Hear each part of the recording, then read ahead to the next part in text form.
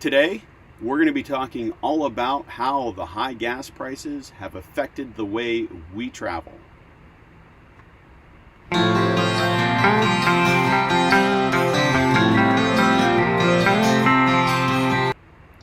So we are live today, and we are going to be talking about how the high gas prices have really affected the way we travel in a van.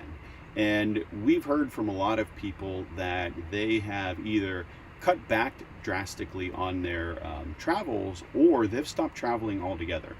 So one of the reasons we wanted to put this video together for all of you is to help answer some questions and provide some tips and tricks as to how we're able to still stay on the road despite the high gas prices. Now, for a reference, last summer we did a road trip with my mom, and this was in a Mercedes Sprinter camper van, and we did 11,000 miles on that one trip. We went coast to coast, north to south, and with the Mercedes averaging about 14 miles to the gallon, and I think our fuel costs were around $3.50 a gallon, we spent somewhere in the neighborhood of $2,800 to $3,000 for that summer on fuel. Now, if we were to look at that this year, prices have gone up significantly, and diesel is much more expensive than regular gas. And I think if we took a trip like that this summer, we'd probably be looking at $5,000 to $6,000 in fuel prices. And with that kind of change, it would definitely change the way we travel. And it has changed the way we're traveling this summer. So, what do you think the first topic is that we discussed today? Well, I think, like Joe mentioned, we want to share some tips of how we're managing the higher fuel costs, and then also how we're dealing with everything. And I think we can start with just, like, we're driving slower. Yeah. Right? So we've backed off on the skinny pedal.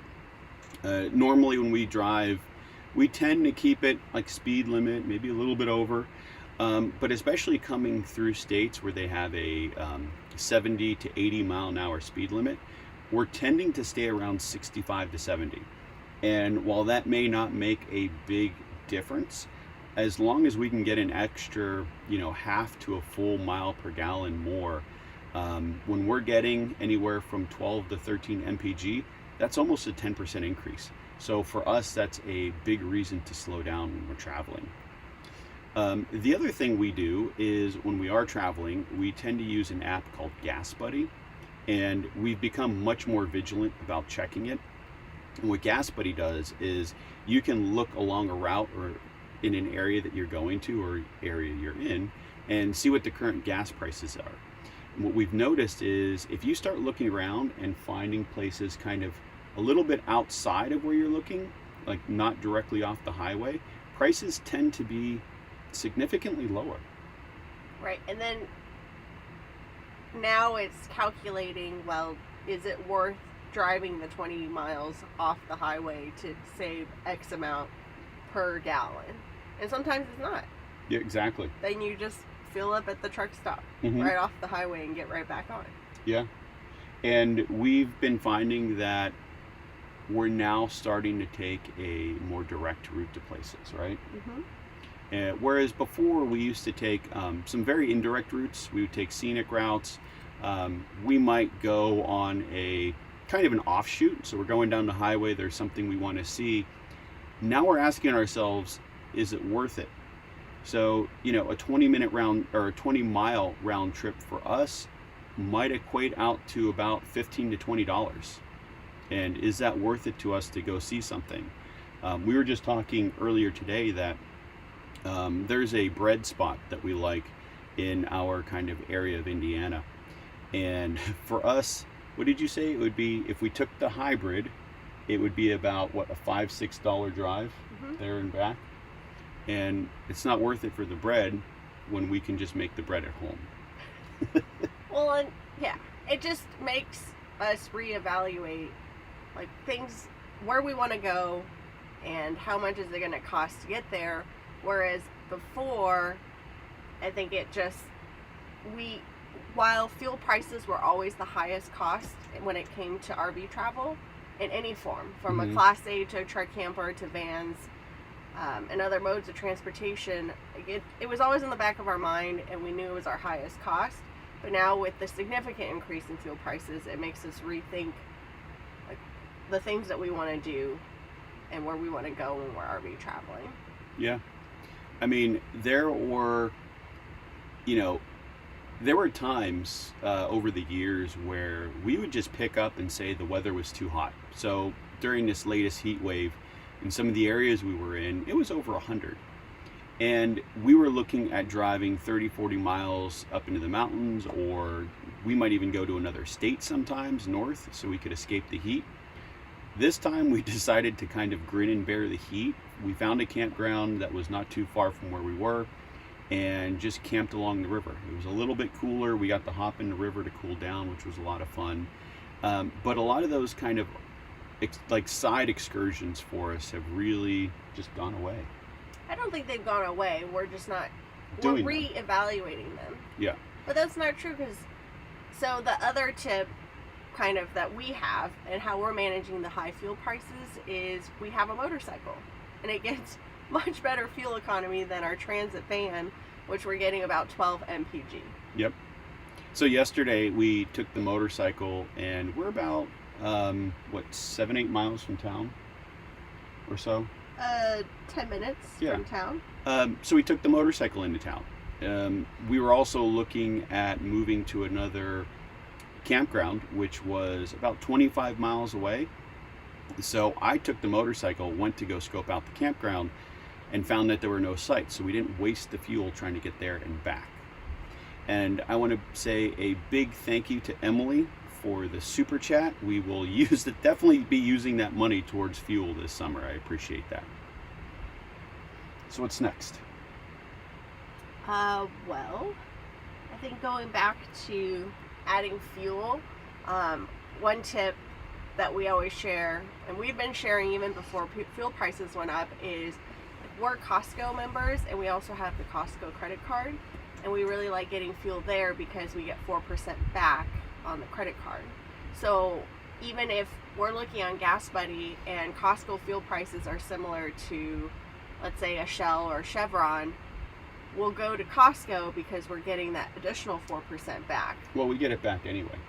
We get it back on most fuel prices or fuel places. We don't get 4% back at a Walmart or a discount fuel shop, but at a Chevron or those types of places we do. Okay. The other one we do is, for those who don't know, if you are I don't know what they call it, but the Kroger member. So you go in, punch in your phone number to save whatever. At Kroger branded supermarkets, you get points, fuel points. And when you go to a Shell or a Kroger fuel station, you can punch in your number and get a discount on fuel. The standard discount, I think, is usually 3 cents per gallon. But I've gotten up to 30 to 40 cents off when I'm using my points. I just make sure that if I'm going to use my points, I fill up on an empty tank, not a half tank or a quarter tank. I also don't use it for the motorcycle because that only holds about 2 gallons. If that. Yeah. I also want to say a big thank you to Deborah. We will be buying some more bread. Thank you very much. And Scott, you're awesome. I Hi, really Scott. appreciate the super chat, all of you. This is fantastic. Thank you. Do you want to talk about managing the freshwater tank? Sure. So when we're traveling, obviously the less weight you can have in your RV, the better MPG you're going to have, because it's less for the engine to drag along. So if we have an empty water tank, we won't fill up before we leave a campground if we're going someplace and we know we can get water there. So at 20 gallons, that is 160 some pounds that we can save by not filling up and waiting until we get there. Same thing with fuel. If fuel prices are going to be the same, we won't fill up until later when we absolutely need it, rather than filling up early, because it's less weight we have to carry around. But speaking of the amount of fuel that we carry, one thing we did in our truck camper was we ditched the stock fuel tank, and we got an aftermarket Titan fuel tank, which gave us, we went from 29 gallons to 51 gallons. Now, yes, it costs a lot more to fill up that tank, But the way we would offset that cost is we would go to, let's say we were traveling through California, which historically has always had some of the highest gas prices. If we were coming in from Oregon, we would fill up in Oregon, and we would use those 51 gallons to get us through California and into Nevada or Arizona, depending on where we were going, because we had the range to do it. We didn't have to fill up in California. On our transit, we're actually considering getting an auxiliary fuel tank so we can do the same thing. And we've noticed state to state prices can vary greatly. So if you can plan your stops ahead of time and say, we're going to stop in Texas and get the lowest price fuel we can, fill up, and you may not have to fill up again for another 600-700 miles, which then you can be planning your route and planning your next fuel stop. And there are other modifications we're looking at making to our transit camper to make it more fuel efficient. Correct. Or get better fuel economy. Yeah. So our Storyteller Overland Mode LT came with larger tires, and larger tires means lower MPG. They look cool and they're great off-road. Unfortunately, they're costing us, my guess is anywhere from at least 1 to 2, if not more, miles per gallon. So what I think I might do is swap back to the factory original wheels, which are much smaller, but they hopefully should net us better gas mileage. So I think once we get back to home base, I'm going to do that switch, and I'll do a comparison between the two and see how much it really does save. Because right now, if we could get another 2 mpg, that would be awesome. Yeah. And it's funny to say that, but when you're talking about, like, last year in total, we did well over 35,000 miles, and we're not going to do that this year. But at 35,000 miles last year, if we could have gained another 2 mpg, that would have been huge for us. Did you talk about staying at campgrounds? I didn't. Yeah. Go so, ahead. Joe and I love boondocking, and we love going out into the national forest and finding a really nice, like, off the beaten path campsite that's free we can hang out at for a few days. But I think now we're reevaluating that a bit, because we're currently at a beautiful city campground, city or county campground. It's $25 a night, right by the river, and it's right on the main road. And we were thinking to ourselves, okay, for $25, like, how much fuel does that give us to go and explore the national forest? For how long? Like, and are we even going to be able to find a campsite when we get there? Yeah. And is it worth the fuel money to go find those campsites now versus just getting a site that's really nice with amenities? So that's definitely changing where we're camping. Yeah. The high fuel prices. And it wasn't a consideration at the time when we were thinking about the transit, but if I were in the market right now for a new RV, I would seriously consider not buying a diesel if that was an option. So if I was buying a camper van, I would look at Transits or ProMasters over a Mercedes. If we were towing, or we were going to do another truck camper, I would look at buying a gas truck. And unless you need that extra power from a diesel, it's just, right now, I don't believe for us it's worth it, because you are paying, let's see, at least $1 more in many places for diesel than you are gas. And even if a gas vehicle is getting less MPG, by the time you average everything out, you could be about even, or even probably doing better in a gas vehicle, miles per dollar, than you are in a diesel. Yeah. And don't forget to calculate in the cost of DEF. Yeah. And I don't know if that price has changed. I haven't been watching. Neither have I. I'm sure it's gone up with everything else. There's pretty much very few things today that haven't gone up in price. And just in general, a diesel vehicle costs more than a gas vehicle. So you're saving money all around right now. Unfortunately, electric RVs or electric vehicles just aren't there yet to really be a serious consideration for someone who is doing more than just local camping. I was doing some research on this the other day on, Winnebago has their prototype EV camper.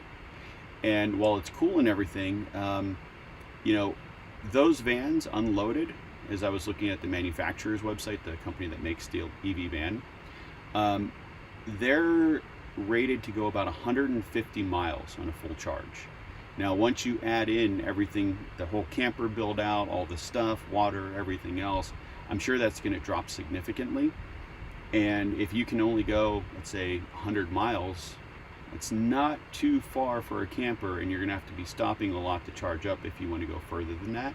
Plus, you're going to have to make sure you can camp in places that after you're done camping, you can leave and find electrical power. So, unfortunately, right now, I think EV vehicles are not yet at the place where we can consider those as viable alternatives. You mean campers? Campers. For camping? Yeah. Okay. So I think it might be worth just mentioning what kind of fuel economy we were getting in all the different campers that we've been in, because I see a lot of people chiming in about like MPG. So we can start with our Class A, Mhm. which was a gas motorhome Towing with a a Ford Jeep. engine towing a Jeep Wrangler, and we were getting about 6 miles to the gallon. Sometimes 7, but yeah, 6 to Sometimes 7. 7. And we had an 80-gallon fuel tank. Yeah. The most fuel efficient camper we've ever had was the ProMaster, Mm-hmm. and that was about 16. 16, 17.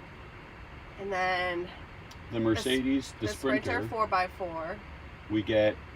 we've gotten 14 in that. Leo, the truck camper, 14. And our current rig, I would say 12. Yeah. So the Transit is 12. Mm-hmm. Definitely the worst out of the bunch, but I will say the power in this thing is awesome. And unfortunately, a lot of people have said, well, I drive a Mercedes or I have a Transit and I'm getting whatever MPG. But you have to understand that when you start making modifications to a camper van, you put on the roof rack, the awning, bigger tires, a lift kit, you start adding all the weight inside, all of that is going to decrease your MPGs. So while this van stock, I've heard of people getting well over 20 MPG. With all the add-ons, the extra weight, the drag, it really hurts your MPG. So that's kind of the price you pay for having something like this and being able to use it to go camping. Now, if you are, looking to buy a camper van or any RV, think about those things. Think about if you have a Mercedes Sprinter, do you want to put on the lift kit and the big tires? Because if you do, for every modification, you're going to lose about 1 to 2 MPG. And is it worth it to you? Gotta take these into consideration, Mm-hmm. or just increase your fuel budget and take away from the party budget. Yeah, that's always a consideration. You can always reallocate your camper life budget. Yeah. So I think that, at the end of the day, if people ask us, or when they ask us, how's, the fuel prices affecting van life for you, we're still traveling, Mm-hmm. but we're being more, what's the word I'm looking for? Considerate, deliberate about where we go and how we get there. And then once we arrive, we are making more of an effort to stay put for a while and really enjoy the area, rather than just popping in for a night or two and then running off somewhere else. We're also thinking about alternative means of transportation, like taking the motorcycle, hopping in a vehicle with friends, or even walking to a place. And I think in general this year, we're going to do less traveling. Now that we have a home base, we were thinking we might be traveling at least half the year. I would say now it might come down to about 25%. Yeah. And the fuel prices are definitely a huge consideration in why we're decreasing the amount that we're traveling. And I would say there probably comes a time where at 12 miles, 14 miles to a gallon, if fuel gets to a certain price, we may not travel at all. It just might get too expensive to be worth going places, and instead we may choose to fly, get on a train, take a bus, find some other alternative transportation to get there rather than taking a camper. I did see someone mentioned checking your tire pressure Mm-hmm. is important, so that's a good tip. That's always good. Keeping up, I think, on maintenance in general. So especially for newer vehicles, making sure your oil is fresh, changing oil, just checking your oil level. Um, again, not putting things on the vehicle that are going to cause unnecessary drag, and tire pressure. Just having your vehicle in good condition is going to help. So I wanted to share the results for the poll that I posted earlier, which is the high cost of fuel limiting your RV travel this summer? And so far, 67% of the people who voted have said yes, it is. Right? I think that's been pretty consistent with what we've been hearing from people. I know some people who just aren't traveling in their RV at all. Yep. This year. I mean, we've heard high fuel prices. We've heard a lot of people saying that they've heard from others that have gotten off the road because of the high fuel prices. So it's unfortunate. But I want to take a break, say a quick thank you to Wes for your super chat. That's awesome. Really appreciate it, and that's going to go a long way this summer. Everyone who's sent over a super chat and all the support for staying on the road this summer. We're getting some tips from our audience about how to save fuel. Okay. Or increase our fuel economy. One said, this is directly to Scott, go small, live large, but I think this applies to us too, which is unload those whiskey bottles. Well, I've got to keep myself fueled too. Mark, thank you for the super chat. Much appreciated. That's awesome. Thank you, Mark. Well, I think those were kind of all the tips that we had thought of. If you all have other tips, feel free to put them in the chat. Yeah. I'll go through and see if there are some other questions that we have missed or things related to fuel. Someone did mention that if you link, I think either one of your banking accounts or maybe a credit card with Gas Buddy, you also earn additional. You do. So there are some programs out there more specifically towards diesel. So there are like fleet companies, and they manage fleet fuel. And if you are part of their program and link your bank account with them, you get the fleet fuel prices when you go to fill up on diesel. I don't know about gas. There may be programs out there for that as well, but that is another consideration. We haven't done it. I'm a little leery of connecting my bank account with someone else, but we'll leave that for now. I think that might be it. Toss the coffee, Joe. You'll save some fuel. If there's no coffee, we're not even traveling. So, actually, if there's no coffee, then we would have no fuel cost in the camper because you wouldn't go anywhere. No, I wouldn't. Like, van life sucks. All right. I think this might be a good spot to call it. How are you feeling? I'm feeling okay. So that is it for this video. Thank you guys so much for watching. If you enjoyed it, please give us a thumbs up. Subscribe if you haven't already, and if you want to see some more cool content, head on over to our website at we'retherussos.com, and we'll see you next time. Bye. See ya.